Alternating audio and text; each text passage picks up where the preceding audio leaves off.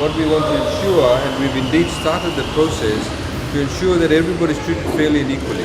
So in other words, when anybody applies for a job in the elections office, they are appointed on merit.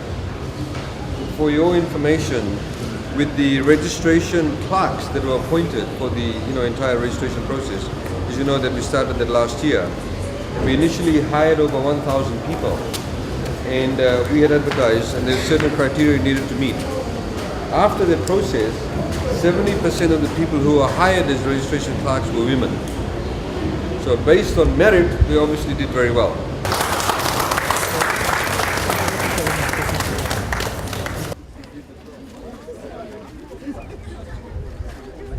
The final version of the Constitution will be released to the public on Thursday, in 2 days' time. As you know that we had made an announcement earlier on to say that we'll be releasing the Constitution for people to see before it's actually ascended to by His Excellency our President. And we have been, as you know, working on the translation of the 2 major vernacular languages.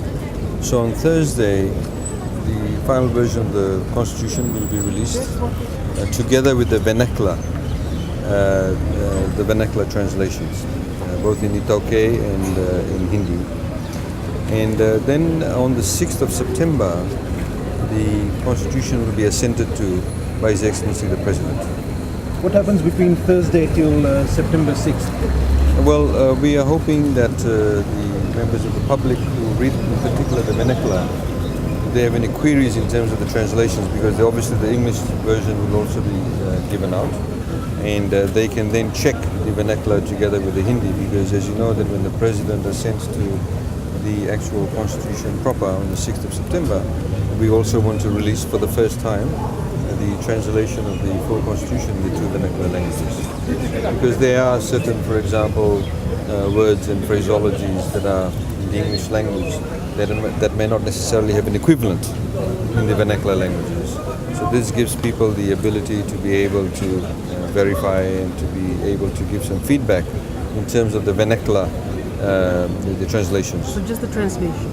Yes, together with the English version, it will be put out, obviously, so they can do the comparison. But the Constitution, obviously, has been put together following the widespread consultations we had, and over 1,000 submissions we've received. And many of those submissions, a lot of them were very good submissions in respect to some of the technical aspects of the Constitution, and various other aspects have been incorporated and reflected in the final version of the Constitution. What will actually happen on Thursday, and which is what we're going to do now in terms of making the arrangements, is that we will have briefing sessions for different sections of the Fijian society. The first briefing session, once it's released on Thursday, and we'll be sending out invitations to them, is the media, because the media play a very pivotal role crucial role in the dissemination of information pertaining to obviously any item, but in particular in this instance the Constitution. So we'll be having a briefing session for the media. Many people are obviously already familiar with the draft version, so what we will be highlighting is where the amendments have taken place to the draft version. We will have a briefing session for the media, and then we will have a separate session for civil society groups, highlight to them where the amendments that have been made.